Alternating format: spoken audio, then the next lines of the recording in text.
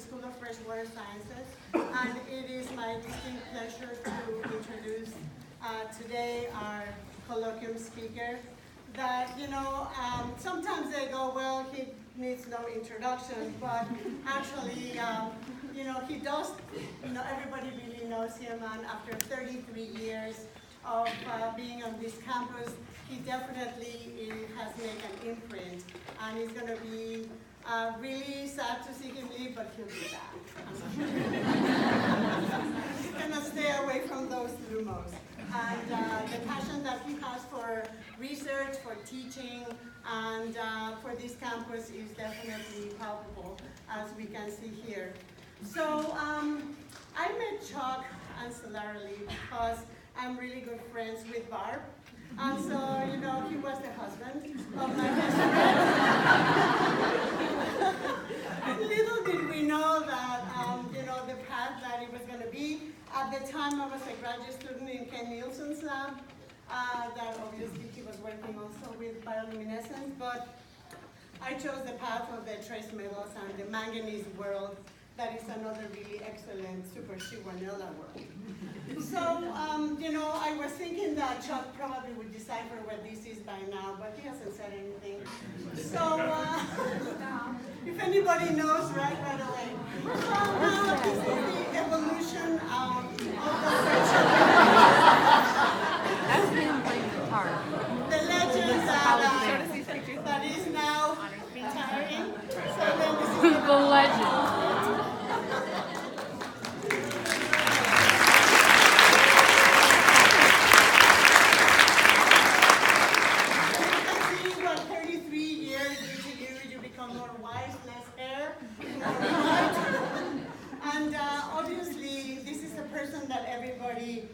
really wants to talk to and pick his brain and understand some of the things that he really does. We're going to touch upon some of the things.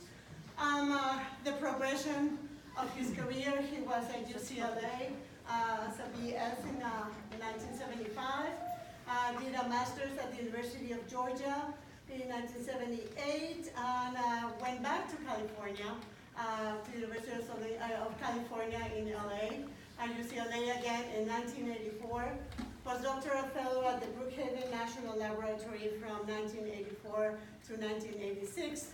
Unfortunately, we have him now at the University of Wisconsin-Milwaukee since 1986. So he has had a great progression, and make no mistake, he didn't work on lumos all the time. He has had a really tortuous path working with plants, very tortuous path, working with plant and algal molecular biology, plant evolution, bacterial bioluminescence, and microbial ecology and evolution. And I picked a lot of these plates because, as you know, when you're working with microbiology, you have to be surrounded by plates all over. And he kind of sent me also some pictures about some of the other organisms that he worked with, some saprophytic plants, from there to lumos. So he has really worked all throughout the plant kingdom, and with a splash of the cryptomonas. So now we know that he has had lots of different students, and we have a lot of the students here. And I want to put you guys on the spot. Would you stand up, please? The ones that are representing. We have undergraduates, graduate students, research. So,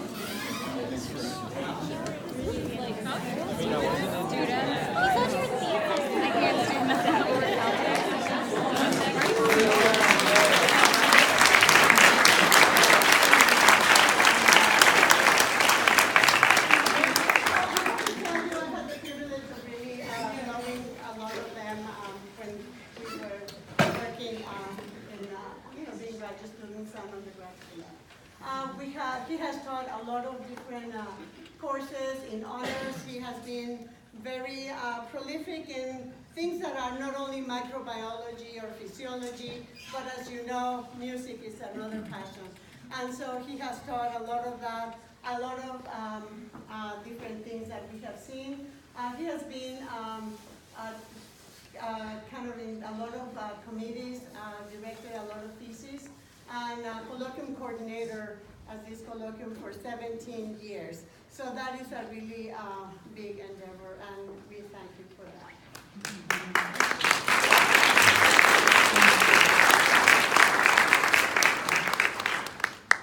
I know Trish does a lot of public lectures, 5 science bags, and whoever has done a science bag, you know that it's a lot of work. And you know the platform here, and numerous science fairs, and also the National Ocean Science Bowl. He participated, being the person that reads those questions and maintains that dynamics in the room. So it's a privilege knowing you and being your friend, and I just know that it's a lot more years. And now Florida, yeah, of course. So more science, more Lumos, and that. So now Russell is going to say some things. Okay, so Chucky has really integrated a love of a variety of different things, all which have some kind of science associated. Here in 1993, there was a symposium about zooplankton ecology, which you all know that Chuck is extremely proficient in. And it was run by Dr. Strickler and Dr. Pfaffenhofer. Rudy, are you in here? Rudy is not in here anyway. Rudy is a professor here at Biosci. And they gave a new idea to find out about molecular approaches to major problems. And they had a whole day for each presentation.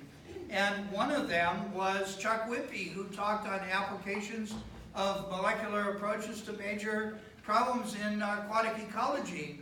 And they gave unlimited time for discussion, and because there were no big applications yet in molecular biology and aquatic science, he got out a bunch of instruments and started this music symposium of his own. Now, one of his first undergraduate students was during the first year of the REU program, and Trudy Hartman was an undergraduate that worked with angiosperms with Chuck. And you'll see Chuck right there in the group photo, and there I blew him up. I'm not sure who that guy is. And that was when he was a little bit different, but still the same, really. And that comes down to the fact that after all these years, even now, students say, awesome. One of the greatest profs I've ever had. I love this. I love Chuck with every fiber of my being. Don't you want to have that happen to you as a professor? And so he really gets it. And any guy who's spent 2 or more beers at his home, at the many parties that he's had for his students, they know this sign that life is not a journey to the grave with the intention of arriving safely in a pretty and well-preserved body, but rather to skid in broadside, thoroughly used up, totally worn out, and proclaiming, wow, what a ride. And Chuck's going to give us a ride today. Chuck Whitby.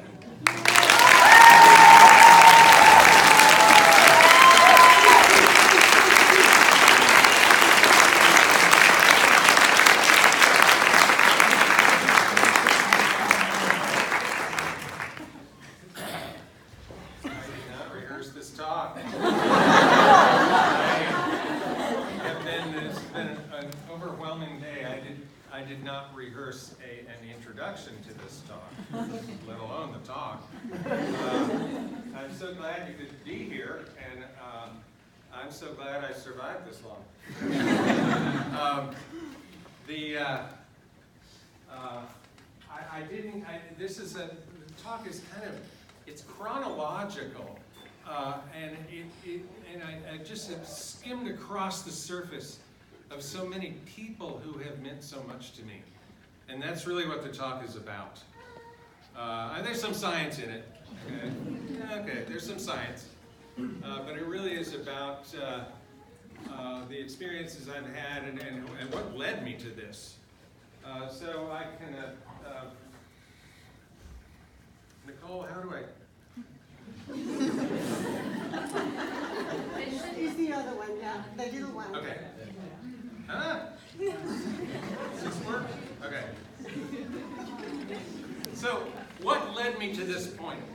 I did my master's degree on this plant. This is pearl millet. If you have a parakeet, you probably recognize pearl millet. Master's degree. I did my PhD on this plant. This is duckweed. You've probably seen it in the ponds around, around here. I did my postdoc on this plant, which, as you recognize, is corn or maize. This was the project I was going to bring here. I was studying RNA processing in maize, and that's the project I was going to bring here. And wouldn't you know it, just before I got here, I went to a conference and found out that I had been scooped by a much bigger and better established lab at Berkeley. So, no competition there.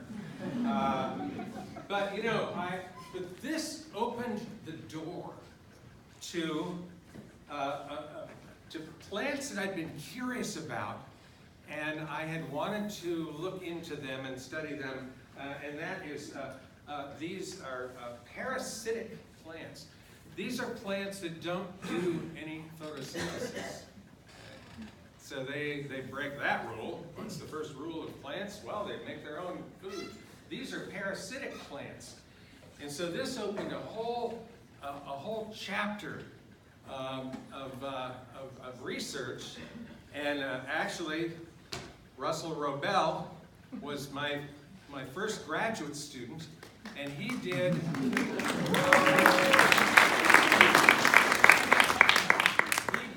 his master's thesis on this plant, which is Canophilus.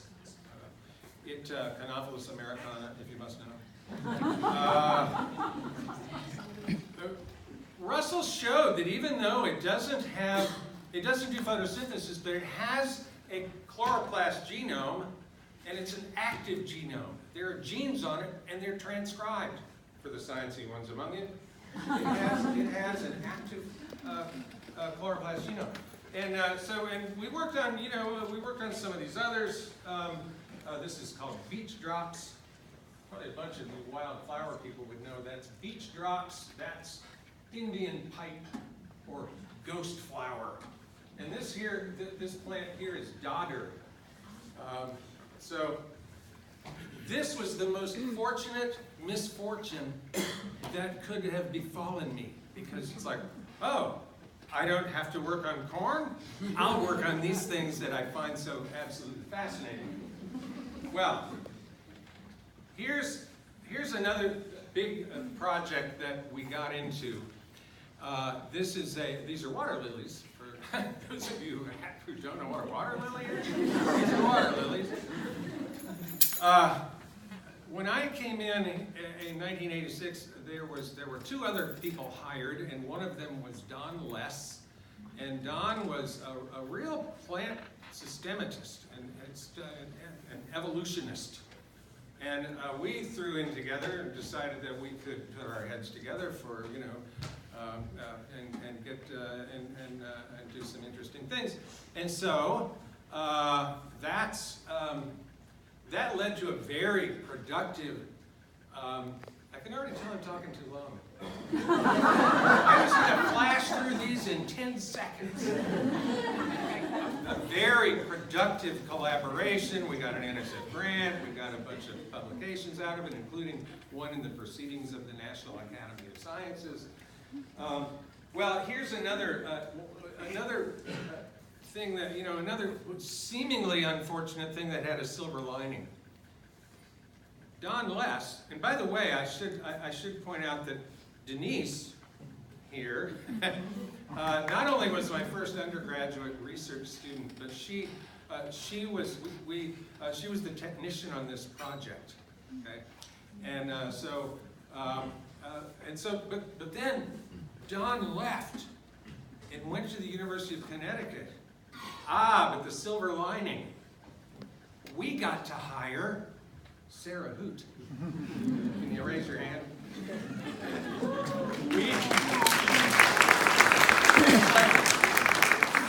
How could we get so lucky?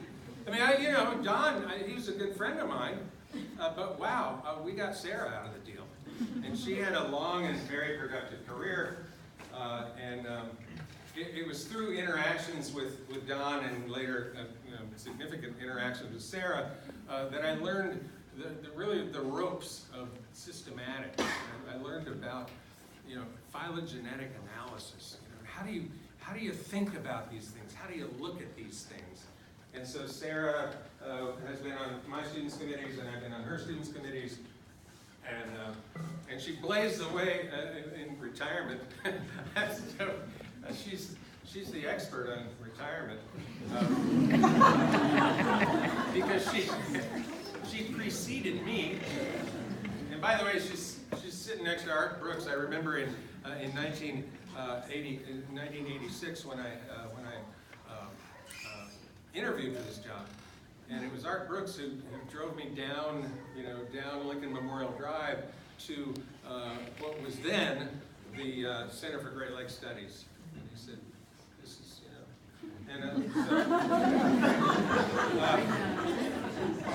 and of course, Art had a long and prosperous career. Well, anyway, okay. Now, my interest in photosynthesis led me to this organism. This is, I'll tell you a secret. I wanted to work on this because it had a long name. So impressive. Potyrio-Ochromonas malamensis. It's not a plant, okay? It's a chrysophyte algae. These are not plants, but they act like plants. They, in more ways than one, they not only do they do photosynthesis, but Denise did her master's degree on this plant, or this algae, and showed that, like a plant, their chloroplast development is triggered by light. Okay? So even though they're not plants, they act like a plant. Well, this is my first lab group. A bunch of them were in the row up here. This is Stan when he had hair. Denise, Russell, Tracy is out on the West Coast. Lisa is sitting right here. Tammy is up north, so she couldn't come. But this was my first group. Okay, these are the ones. The rest of you, Melissa, Faye, Hannah, the whole rest of you. These are the ones that I referred to, Anne Marie, as. Should I go down the list? Ari, Jessica. These are the ones, Nicole, that I always say. These are your academic older siblings, because I kind of, I more than maybe others think of these people as a family. So that was my first lab group, and we have kept in touch the whole time. Let that be a lesson. Those of you who maybe are just starting out, you make, these are the people who you make friends with for a lifetime. Okay. All right. So how did I get from here to here? Well, actually, it's because I played the piano. And here's a picture of me at an early field station picnic. That's Ken Nielsen next to me.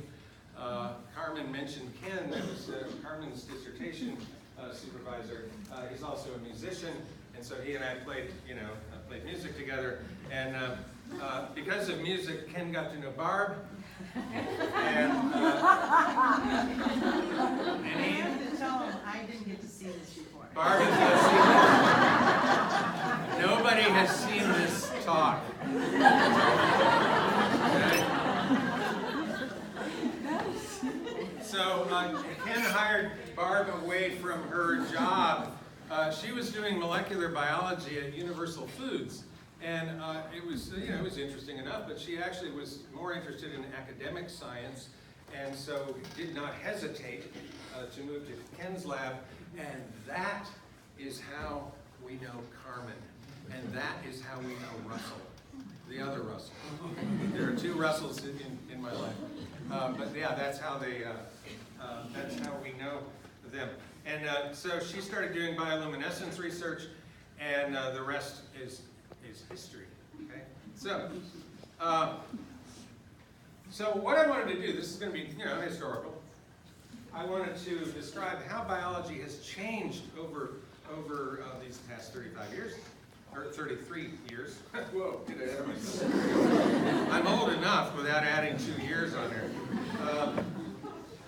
Yeah, the way that we do this, at any moment in time, you think that you're at the top of the game and this is the state of the art, okay?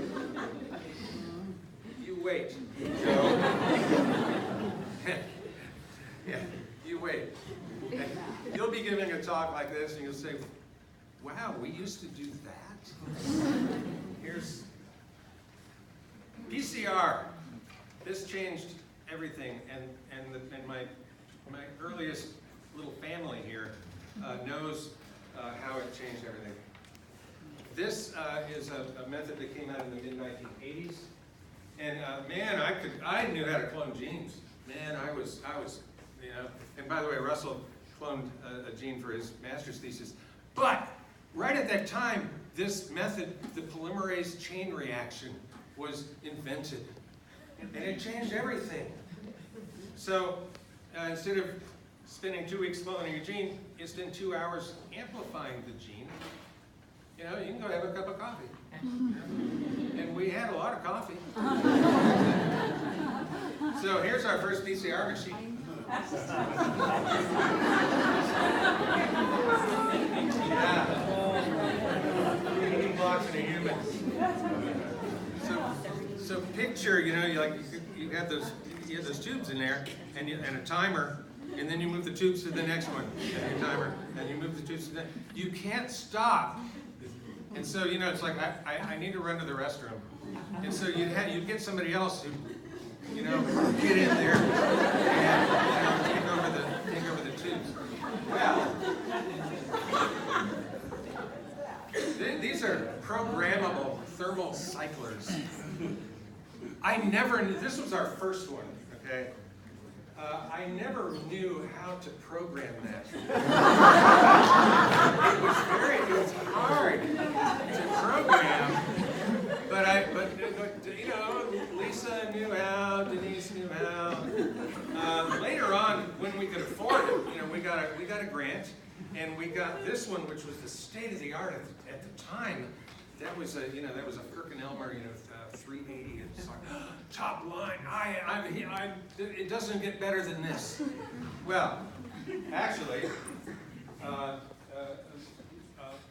Liz O'Grady, who couldn't be here today, she called me up one day and she said, "There's been a flood in the lab upstairs, and it drenched our thermal cycle. I had 2 of these.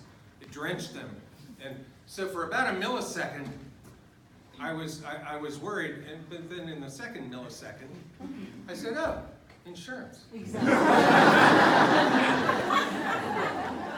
And so we got one of these, and in fact, we got 2 of these because I had 2 of these that got fried, and so UWM replaced them with 2 of these. Oh, they're far better. This is a gradient thermal cycler, and it with a heated lid. And so even now, this was 10 years ago. Even now, I have no complaints. These are the cyclers we use every day. So now, the technique of PCR and the technique of sequencing actually requires primers, which are little short stretches of DNA. Okay? When we started, primers were expensive. They were about $10 a base. So if an average length of 20 nucleotides, you'd spend $200 on a primer. So it better be right. So Steve Forst and I bought one of these. And this drove the cost down to about $2 a base. We were on top of the world, you know? Steve is sitting back there, and he remembers, wow, it doesn't get better than this. Now we buy them for 30 cents a base. And we don't even make them, we buy them for 30 cents a base. They get, you know, sent to us by overnight mail. And so, you know, I always say a primer is as cheap as a fast food lunch. So we buy lots of primers. Well, let's try this one. Let's try that one. You know, let's just try them out. You know, so yeah, you know, Taq polymerase, which is the enzyme that is most often used for polymerase chain reaction. It was expensive, and there was only one source of it. You had to buy it from this one company. So our solution was to obtain a plasmid clone that had the Taq polymerase gene in it, and we made our own bootleg Taq. For a lot of years, in fact, this was a class project. Those of you who've taken my molecular techniques class, we used to do this in class. And then we would, you know, you're used to little bits of enzyme like this. We were making 10 mils, and that was every lab group. We were making, you know, over 100 milliliters of Taq polymerase, and most of it went to Sarah's lab. It worked great. I mean, you know, her students, you know, she's had a lot of students that were, you know, that used our bathtub Taq. Now Taq is one of the cheapest enzymes you can buy. You know, so we don't make it anymore. You just buy it. And you can buy it as a 2 times master mix. This was a great revelation to me when one of my former students, Erica Olson, she said, "Oh look, we can buy this ready-made as a 2 times master mix." And I said, we're tough. We're molecular biologists. We ain't gonna buy no stinking master mix. And she said, "No, really, just let's just buy it." And so I did, and we never looked back. So now the evolution of DNA sequencing. This is the state of the art when I arrived at UWM. These are this big. Okay, it's a vertical gel apparatus. There's an art to pouring these gels. They're paper thin, okay, and then you radioactively label your DNA and you load it on there, and then you have to read this god awful thing. This is that is an autoradiogram, and you read up the ladder. You read there's a base and there's a base and there's a string of bases. Yeah, we didn't know that we thought we were, again, we thought it couldn't get better. You know, I gotta say, I think the person who set the record in my lab is Lisa Van Eert. She had 2 or 3 of these things running all the time. And imagine, you know, the thousands of nucleotides that she read by eye. She read those things. And then she, you know, proceeded to produce a dissertation that was as thick as a phone book. And, I should, for the millennials. I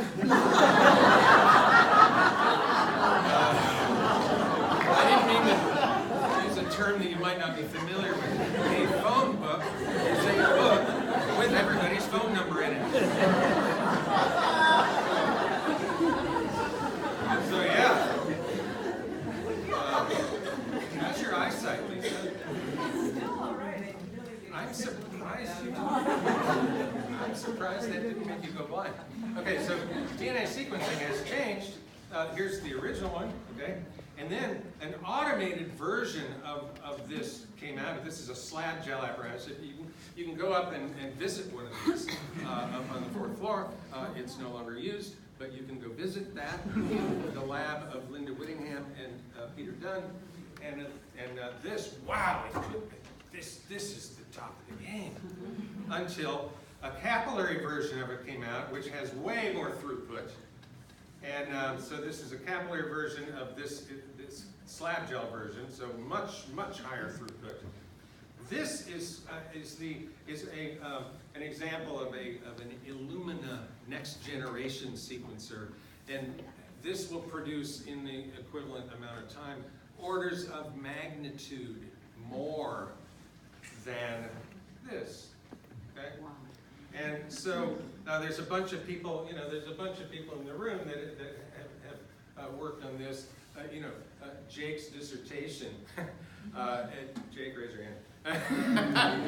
And he's not the only one. I'm just pointing out that Jake, is doing metagenomic sequencing of microbial communities in pitcher plants, and you couldn't do this without this technology. Well, now this is kind of the ultimate. This is a nanopore sequencer, and it's the size of a harmonica. And I bought one because it's one of these things. Those of you, the faculty members among you know that I had the money and I had to spend it before the money went away. So I bought one of these. And I don't, this has revolutionized sequencing. This is a picture I pulled off the internet. You can sequence DNA out in the field. Okay? Long reads. Okay? You can do this out in the field. They've done this on the space station. Or even crazier, you can do this in Peter Dunn's office.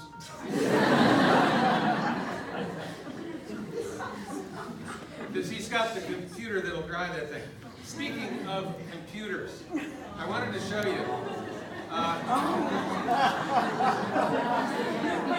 That's a picture of me typing my master's thesis on a manual typewriter. And literally back then you would cut and paste. You would cut and paste. Like, I want this paragraph down here. Okay? That's where the term cut and paste comes from. When I was all done with this thing, all taped together, and everything, I handed it over to a professional typist, and she typed it for me on an IBM Selectric typewriter. Wow, that was quite a machine. So anyway, this is like the machine that I typed my dissertation on. This is a first generation IBM PC. Okay? And I was telling some of my students about this last week. I said, I should bring in my first laptop. It's down in the basement somewhere. And but this is my first laptop, and this is my latest laptop. And I thought, wow, this is so portable. It's this big, it's this thick. And it would break your arm to carry that across an airport. So so I'm sure glad I got one of these. I should say, along with computer technology, now we have email. And in fact, some of you think that email is passé. Look how that's so old school. But I remember I can't remember when, it was like 1990. Okay? So Russell had, Russell had finished his master's degree in my lab and had gone off to NC State for his PhD. And some time went by, and I was wondering how things are going, and he called me up. I think he called me up, and he said, "Why won't you answer your email?" I said, "What email?" I said, "Do I?" He said, "You have an email account. I've been writing to you." So when I finally figured out how to get to my email, and then I had to come up with a password, and, when I finally figured that out, there were a whole string of emails from Russell telling me how he was doing at NC State. Well, I didn't know. Anyway, here's another thing. This is another way that things have changed. People used to publish DNA sequences on paper. Like you'd have to go to the library. There was no internet. You'd have to go to the library, get the journal, and read the sequence on paper. And now, we have GenBank. NCBI has this wonderful database. I don't even know. Billions and billions and billions and billions of sequences in there. Okay? So, and I, you know, I have my students, my undergrads in my techniques class. I teach them how to do this. You know, they sequence genes, or I should say, we have them sequenced for us because we don't sequence genes ourselves anymore. Who would do that? You know, we send them away and then they come back in about 48 hours. And so I teach them how to use the database, you know, at NCBI and find out what their sequences are. And this is always an exciting moment. I never get over this. I think that one of the great pleasures that I have, and I share this with Russell Kuhl. I never got tired of the lab, and so it's always like a thrill to me, like pipette, you know, and to read like sequences, so I always have to resist the temptation to read my students' sequences before they do. It's like, oh, so anyway, yeah. So what did we do with all this? Well, I've already told you about Russell's master's thesis on Panophilus, and I've already told you about Denise's master's thesis on Pteropomonas. Lisa, that big, thick dissertation that she produced was on bioluminescence. So let me just talk about bioluminescence. There's too much for a 1-hour presentation. In fact, I know that I'm going to go over. When we started, there were only 4 Lux-A sequences known. Now, Lux-A is a gene that is required to produce light. So bacteria have these, what we call Lux genes. Clever play on words. We didn't come up with that. It's such a clever play on words. Lux genes. There were only 4 of them known at the time. These 4. And so Tracy Netto, who I showed you a picture before of, you know, she was our original PCR machine. She designed a couple of primers, forward and reverse, based on these 4 sequences. Lisa then improved on those, so Tracy's primers were here and Lisa made one out here. Those primers have worked on every bioluminescent bacterium we've ever tried. And I gotta tell you, we've tried a lot of them. So this was then, okay, this is now. This is a phylogenetic analysis that Liz Bolton did, okay? And I don't even know how to do this. I know how to talk about it. I can tell you what it means, but you know, so Liz and Melissa, you know, they actually know how to do this. And so I salute you, and you know, I wish you were, I wish you hadn't graduated and gone away. Anyway, we also mapped, this is a cluster of genes called the Lux operon. And we cloned, mapped, sequenced a whole bunch of these. I think Jesse did one of these. But we did a whole bunch of them. This is just a smattering of them. Barb did one of these, actually. And so we also figured out how to turn these genes on and off. This was a great victory for us. This is Anne-Marie Wanamaker's work. And so this was, to make a long story short, she gave these things an on-off switch. Okay? We could turn light on, and we could, well, turn it off if you didn't turn it on. So off is the default state, but she showed that you could turn it on. Now we actually made 2 of these. We also made one using a LAC promoter. This one uses an arabinose promoter, but we also made one previous to this using a LAC promoter, and and they both worked. You know, I really, you know, I mean, Anne-Marie's thesis thesis was this. She showed that this works on a bunch of different species. Okay, so this actually is Barb's work, and this shows you, you know, off, off, on.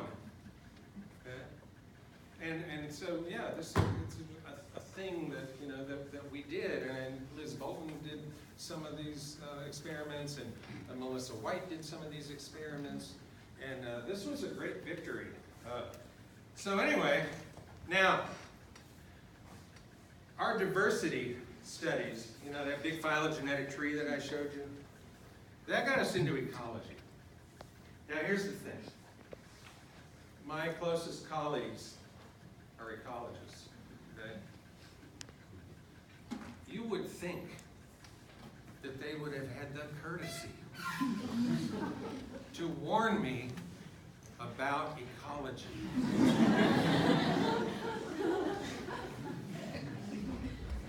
Here's the difference between molecular genetics and ecology. Here's molecular genetics.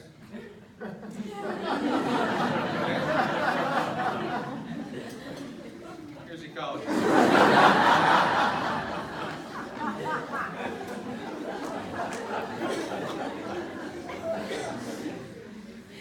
But, nevertheless, we've waded into this field, sometimes literally. Liz O'Grady and Mike Krzyzewski risking their lives. They could have been eaten by sharks. Sampling the bay. You might wonder, well, why are they using a fish net to sample bacteria? It's because we wanted fish, because bacteria live inside the fish. And it's a long story. Well, actually, it's a short story. So, you know, we also had a research vessel. And so this is Mike and Jesse and Liz, and you know, I just want to point out who was doing all of that.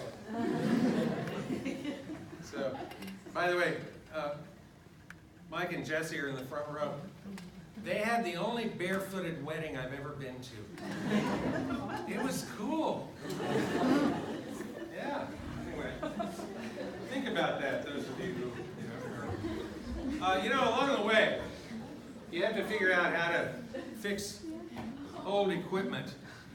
You know, sometimes these things are just so obsolete. They don't. You know, you call the company, and maybe the company doesn't even exist anymore. It's like, well, do you have this model number? What?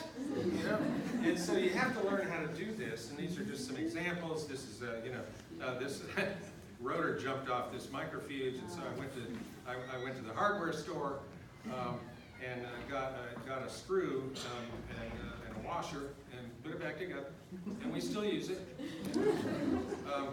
And this is a shaker that my former student Paul Carini fixed, and so yeah.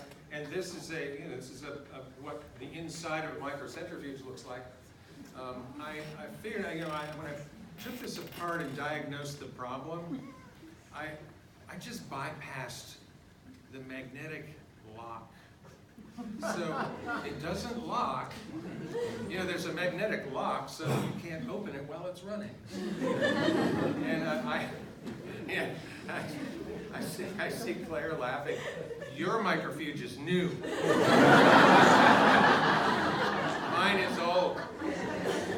Remember this. Just take it apart. I think actually Russell bypassed the lock on a big centrifuge. Yeah, we had like a string that would, you know. You have to be resourceful because the warranty runs out on your equipment. All right, so there was a whole episode, a whole decade actually, where we were involved in summer research courses. These are courses that we taught at MBL, and I could spend an hour talking about this, but I'll make a long story short. Barb was the course coordinator, and these are the staff and the students. We did this in 1990 and in 1991, and although she couldn't be here, I just want to point out that person right there is now the Associate Dean for Natural Sciences. That's, yeah. Oh, well, she came. Yeah, so she you know, I saw her earlier today, but she couldn't make it to the talk. But there she is, immortalized in a black and white photo. And that was back when she was a postdoc. Okay? So postdocs grow up and become associate deans. Sometimes. For the rest of the 90s, we ran these molecular techniques workshops, and again, I could talk endlessly about each of these. This was Barb's idea. She went to the dean of the graduate school at the time, which is the research arm of UWM, and she said, "We want to run these summer research courses." And I'm paraphrasing, but he said, "No, we can't do that. We're not Madison." You know? She said, "Yes, we can. What are you talking about?" So she insisted, and by the way, with the help of, she was working at the NIHS Center, and with the, Jamila, where are you going?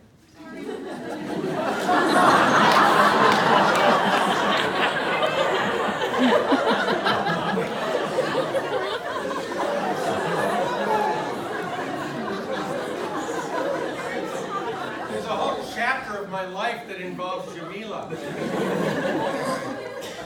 Okay, I'll talk to you.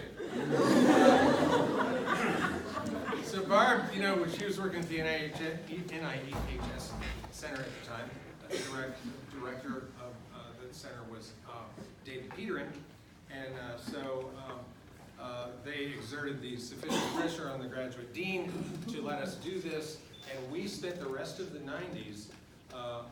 This was an international molecular techniques workshop, so we had people from all over the place. Plus, we had a lot of locals. So I won't. I would love to point out all these people because some of them are in the room, but I don't have time. Now, in Carmen's very nice introduction, you might have noticed that I follow a lot of courses. Here's the list. So now. I love biology. I love teaching. When you love teaching and you love biology, you teach a lot of courses in biology.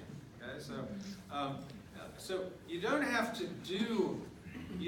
teach this many courses. You just have to teach a couple of them really well. Okay, and that really, I'm trying to be serious now. Me serious? But yeah, there's nothing more important than to enlighten students. That's how I got into this, and I suspect that you could go to every faculty member in the room, and they would tell you about at least one or more professors who inspired them. So you don't have to teach this many. It's just that I love biology. So this is all the courses I taught. Which brings me to the Honors College. This has been such a rewarding experience to me, and I got to tell you the story. The previous director of the Honors College, who I had known for years, he emailed me. By then I knew that it was email. Thanks for Russell. He emailed me and he said, I distinctly remember the first line of his email. He said, "I know you don't have time to do this, but would you consider teaching a course in the Honors College, an honors seminar?" And so I thought about it for about, again, a millisecond. And I said, yes.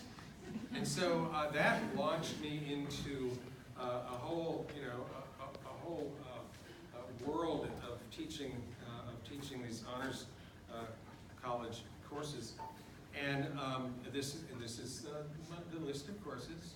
I liked it so much that I kept coming up with new courses, hoping that they would invite me back. And they did. And so I have taught an honors seminar every semester since that time.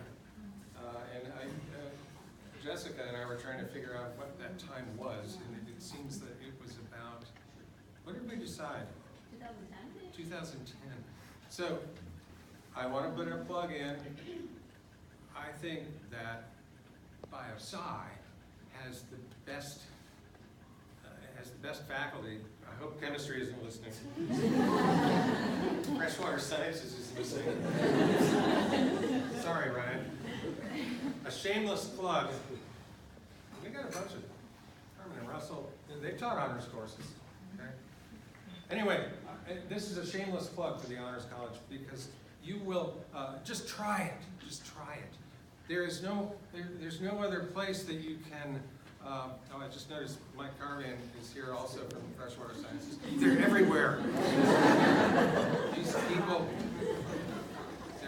it's like an invasive species.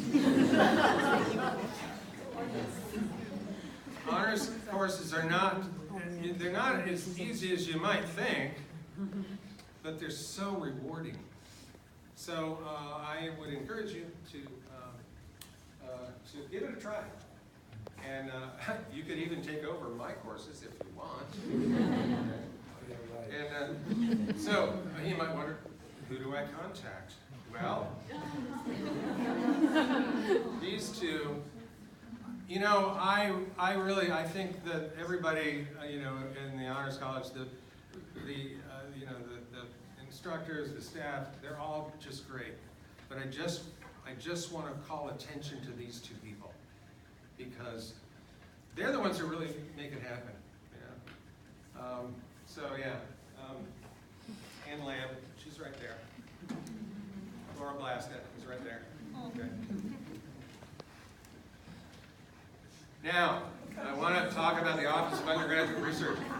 This is the best thing that's happened to UWM in 33 years. Okay? And these are the people that I want to call attention to. Now Nigel is the director, and Tamara and Kyla, they're, you know, and I've been, you know, for years, Tamara and Kyla were just, you know, I talked to them by email, you know.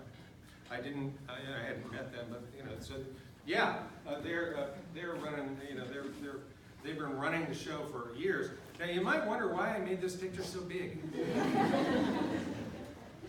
This is Jessica Schuld, and she's sitting right there.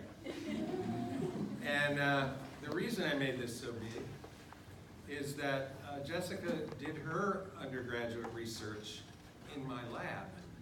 She also took my first Honors College course, which is called Plagues and Pestilence, Past and Present. So I mostly like the alliteration, so I thought, oh, I like that. Oh, now I have to build a course out of that. But Jessica was, you know, was a research student in my lab, and now she is paying it forward because she is right in the thick of it. I don't remember your title over there. Programs coordinator. Program coordinator at the Office of Undergraduate Research. I remember, you know, when Barb and I met Jessica, she was a server at a little cafe that we used to go to, and she marched up to our table with a pot of hot coffee, and said, "Are you Professor Wimpy?" And I said, "Yeah." And so, to make a long story short, you know, she wanted to do research in my lab. She was armed with a hot cup of I thought, if I don't say yes, she'll pour that hot coffee. So, yeah, I said yes. I said yes, and the rest is history. This picture, by the way, could have been taken yesterday, but it was taken about 10 years ago. So, now, I also have, I was asked in 1994 to teach a course out of the Oregon Institute of Marine Biology, or OIMB, and which is one of my favorite places on Earth. They have a seminar room that overlooks Coos Bay, so you can imagine, you know, the distraction, you know, of looking out over the bay when you're supposed to be focusing on the seminar speaker. But anyway, yeah, these are just some of my favorite organisms. So we, you know, I taught out there for 20 years in the summers. And so these are, you know, people who are part of my life, and they're permanently part of my life. Kevin is right here in the front row. Kevin took every course I teach here, and then when he was a master's student at the University of Alaska, he took, working on bioluminescent bacteria, by the way, he took my course, my marine bioluminescence course at OIMD. This is our dear friend Anna Brinkman and her dog Jadzia. She took my very first course that I taught at OIMD. And I always tease her about how when I first met her, she nearly killed my tropical sea anemones. So she was trying to be helpful, and she changed their water with that cold Oregon seawater. Anyway, they lived, but they were doing the anemone version of shivering. So anyway, but yeah, she's been in our life ever since. So this is why I say, you know, keep track of these people. They will. This is our kind of most famous bacterium. This is it's a strain of Photobacterium phosphorium. It's the brightest one I've ever seen. And so Kevin was in that class, and so I credit him with isolating this thing. And my colleague, Hunter O'Reilly, now she's Hunter Cole. You can look her up. She has a website. She's an artist and a geneticist. She used it to do the cover art for Nature Genetics. And I've always said this is the closest. This is the closest I'll ever get to making the cover of Nature Genetics. You know? At least my bacteria did. Let me. I'm gonna.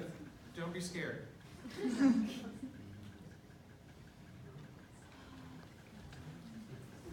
I make this black? Anybody know how to make this black? Hit B on the keyboard. Oh, I'm not stupid. If I turn it off, I'll never get it No, back hit B on. on the keyboard, Charlie. Huh? Hit B on the B. keyboard. That's my sister. She calls me Charlie. The real Charlie is sitting up there. So B. Just on B. The, huh? Just B. Yeah, B. What are you doing? What's going on there? B. Oh. Yeah.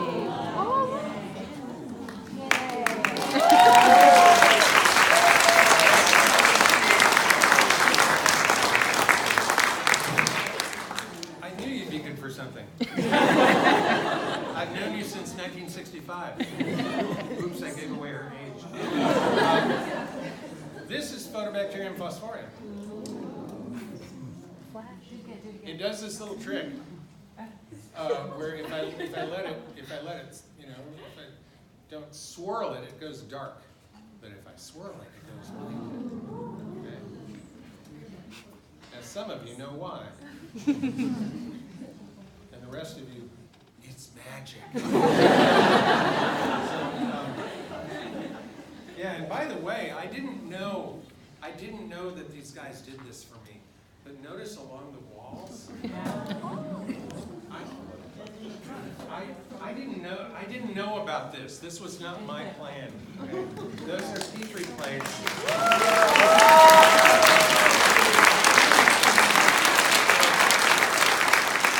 Those Petri plates are inoculated with this, what's, you know, the most famous microbe that's ever come out of my lab. And so, yeah.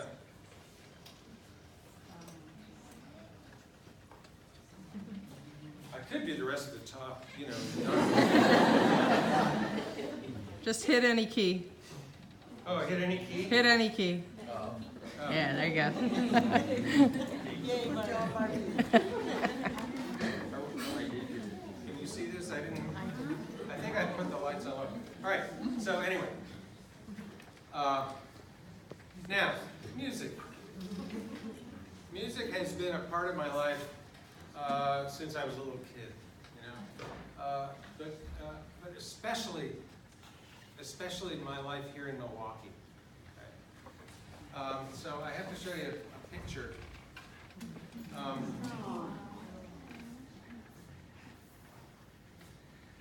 me compose myself.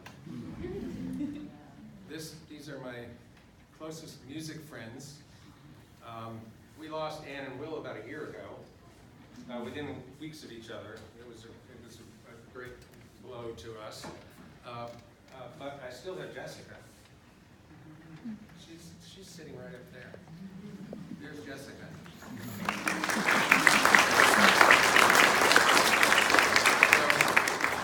So, Jessica is a multi-instrumentalist, and I always joke with her. I've been joking with her for 10 years that I don't have the energy to retire, because I've never seen a person busier than Jessica Worth. She is running from place to place, and every time we were trying to schedule, a music session, and she'd go, "Oh wait, let me check my calendar," and she either had this rehearsal or that rehearsal or some kind of thing. Anyway, this was such a rewarding part of my life, and so I just wanted to call attention to that. Another couple of my really close friends, music friends, Kathy and Sally are up there. If you could raise your hands. We know them because of this, okay? Because of the music. So, just want to, Now, I want to, I'm actually, you wouldn't know it, but I'm almost done. But I want to, talk to my colleagues here for a minute, okay? I'm not kidding. I'm not kidding. You're all smart enough to win a Nobel Prize. We made sure of that when you were hired. It's like, we're not hiring any dummies, okay? And the tradition continues because we hit the jackpot with our newest faculty member. So,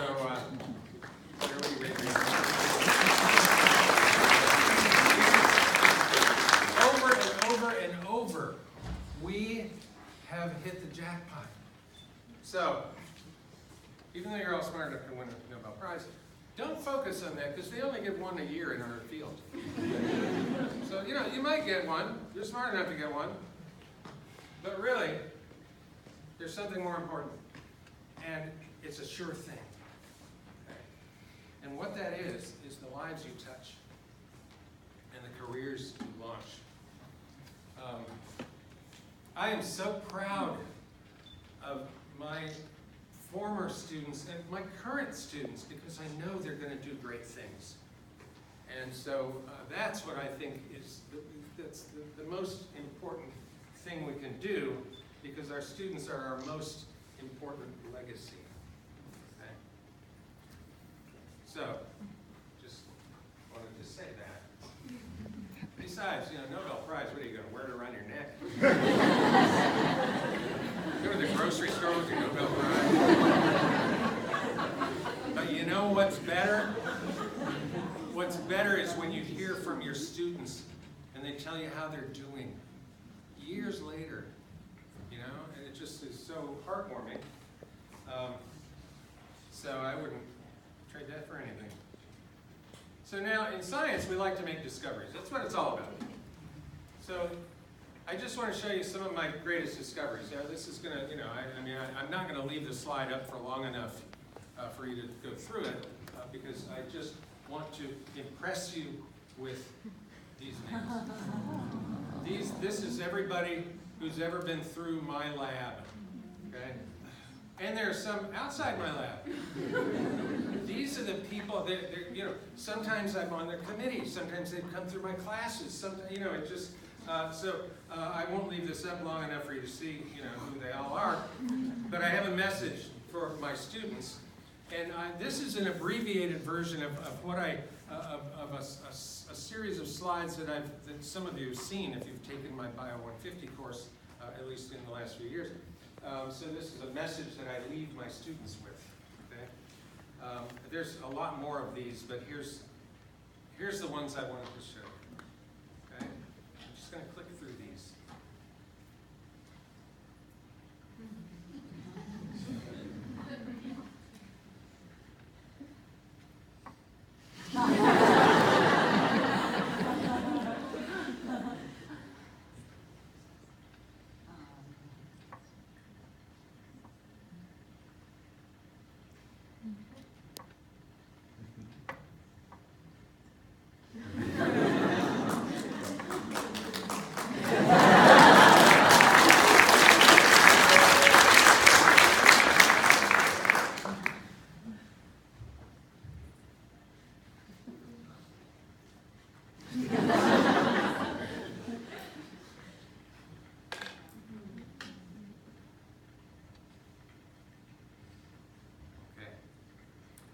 Now, behind the scenes, there are people who make everything happen.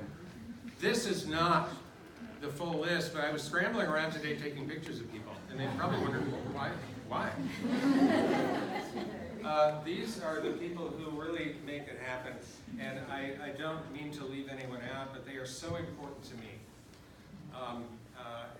Starting with Teresa, and Nancy went to, I won't go through all of them, but I just want to say, Teresa, very close friend of mine, close friend of Barb's. Nancy is now in GeoSci, so I have to go down to the 3rd floor and tease her, and for her to tease me. So yeah, but yeah, these are all the people that make it happen. And like I said, this is not the whole list, but these are just the people. You might. That is Jenna Rock. And so yeah, those of you who Jenna Rock was actually Jessica's predecessor, and she then went to Florida to do her master's degree. We've stayed in touch. This is her floating in our bay. So yeah. So anyway, I could go through each of these people and tell you why they're so important, but just know that these are the people who make the rest of our lives much, much easier. Okay? Now, some random photos. I could spend 6 hours on these. I'm going to click through them really quickly. You won't even get to see who's who on these. But I'm just going to click through these. These are some of my colleagues. Look at this guy here with all that hair. I don't know who he is. There's some vague resemblance to somebody I know now. Yeah, Gerlinda. It hasn't changed. Linda, and Peter, Doug, Julie. I don't have enough pictures of my colleagues. You plan one of these things, and you go, oh wait, I don't have pictures of these people. Because I could have gone to the website, I guess. Boring. Here's Barb and Linda at that same party. So. And here's some other random pictures. These are people who mean so much to me. Some of these are new. Some of these pictures are an hour old. And some pictures are 10 or 20 years old. There's no chronology here, okay? But these are just so important. And Faye, do you recognize some of these? I do. They're so young. Yeah, so young. Yeah. So yeah, I mean, and you might recognize, maybe not. Just know that these people are very important to me. Okay. And I can't believe I don't have a picture of Ari Brenner. Why do I not have a picture of you? I spent an hour going through my computer. I looked at every picture. Well, okay. You'll have to look at Ari in real life. Yeah, boy, this was a group. I could tell stories about them. I can't resist. Let me go back. I can't resist. This is Joanna. She was a ballet dancer. Her undergrad major was ballet. She came to my lab, and she did some of the most astonishing molecular biology. Wow. So I always say, art and music are actually not at opposite ends of the spectrum. They're right there. Okay. So here's some others. Here's Anne Marie. So I could name all these people. Erica Olson is in Congo right now, working with Doctors Without Borders. So here's Denise and Stan. Okay. I have to say about Erica, she was the one who got me into buying that pre-mixed tack polymerase. I am terrified for her. I'm terrified. She's in the Congo, working with Doctors Without Borders. So, but I am compose myself. I am so proud of her.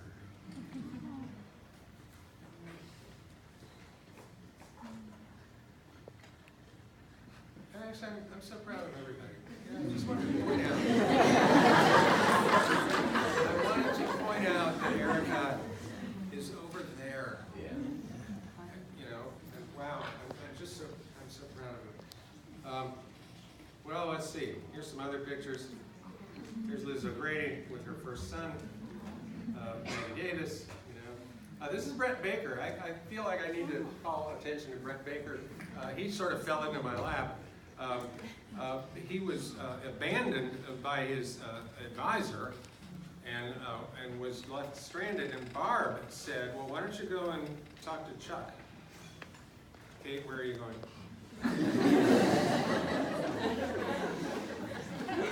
So because of Barb, I got one of the best students I've ever had. He is busily shaking up the tree of life. So look for his name on microbiology papers. So anyway, yeah, I need to move on.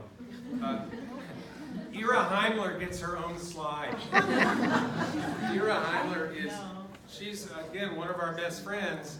I got to serve on her dissertation committee. She worked closely with Barb and then became one of our best friends. She is hilarious.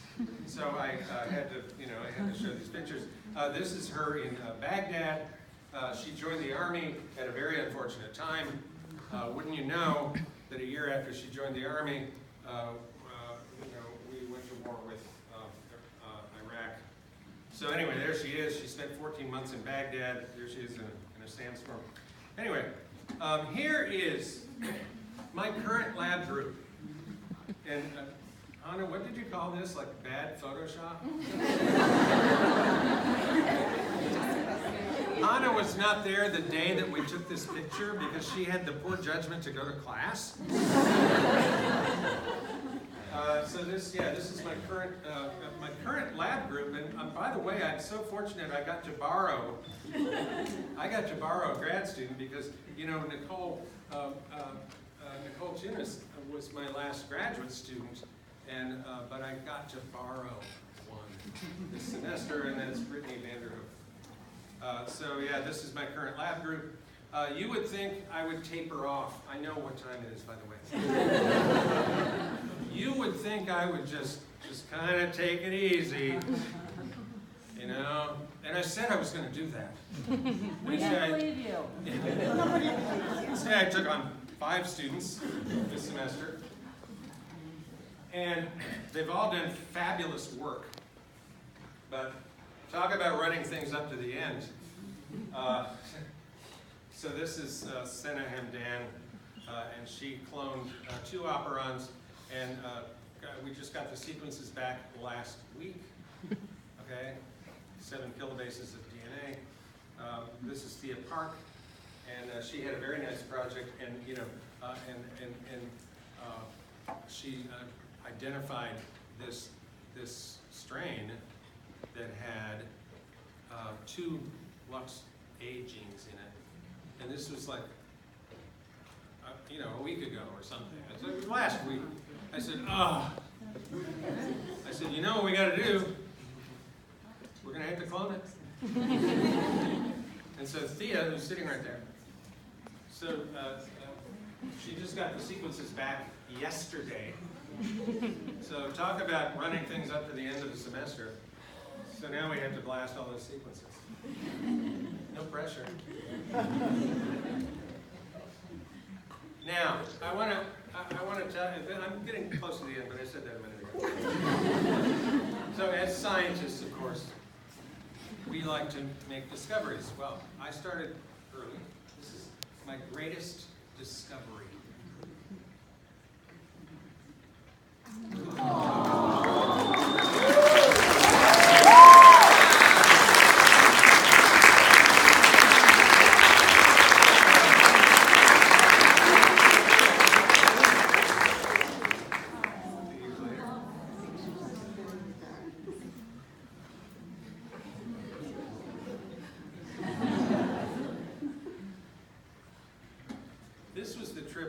got that's where we, and Denise was along, that's the trip where we got the organism that Melissa White did her master's thesis on.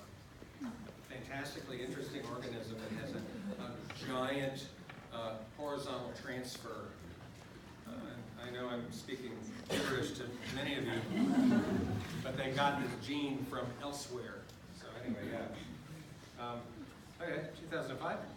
There's Barb's, this was a poster she did at the ASM meeting. Later on, she graduated. Everybody thought that she had an advanced degree, but she didn't. And she decided it was high time to get one. And so there she is.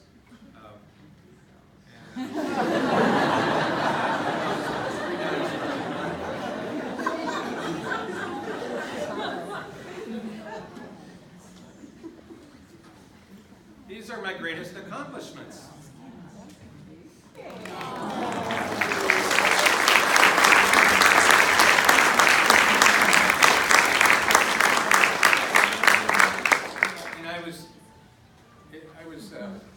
Monica, sitting right there, surprised me by driving over here from St. Paul today.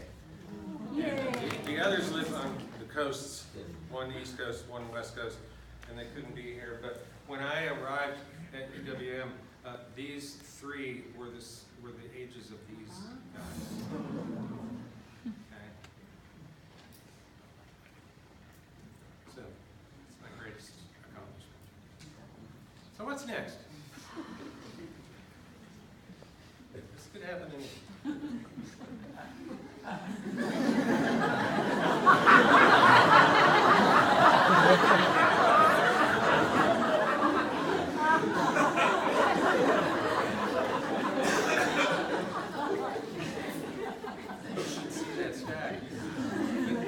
But in all seriousness, here's what I plan to do. I plan to do all these things. I plan to write, I plan to lecture, I plan to do public outreach, volunteer. Okay. Here's some other things I intend to do. Play more music. I think I'm the only person, well, I shouldn't say that, I'm the only person I know who held auditions for the job of son-in-law.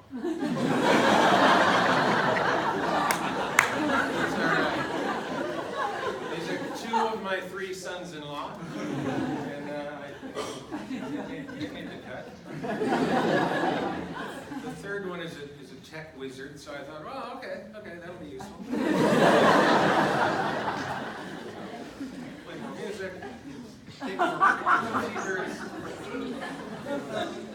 Barb got me a really nice camera. Did I bring it down? Oh, I must have brought that. A really nice camera. She said, here's the deal. I'll make you a deal. You have to take as many pictures of grandkids as you do birds. So I tried to honor that agreement. So I take a lot of pictures of birds. I had to ask Peter Dunn what these birds are. And because my name's for them were big tall bird. Somewhat shorter bird. A white bird with a curved beak. It's a good thing that I have Peter. So another thing,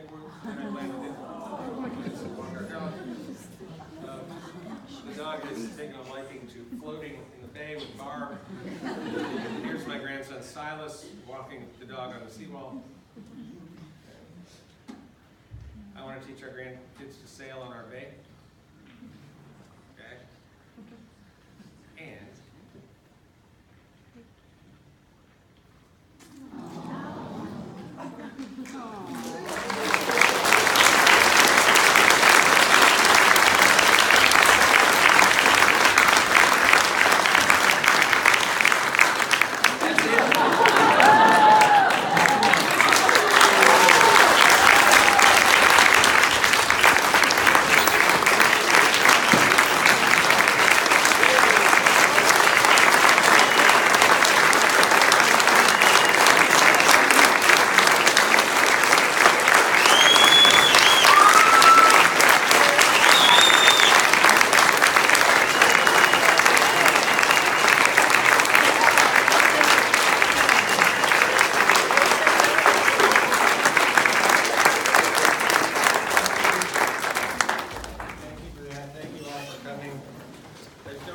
fit in the gas house. So that's off the table. You know, I mean, the roots, I promise we can do that over the next week. So thank you very much for coming. And I hope I didn't run too long. I knew I'd run long. This was so important to me.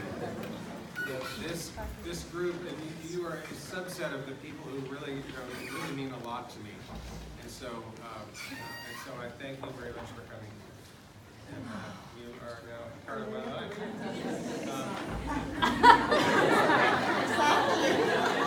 Okay. Now, Barb told me to wear a blue shirt today. I didn't know why. I didn't know why, but it must be because it accentuates the blue of this. So, I don't consider myself a legend, but the shirt says so.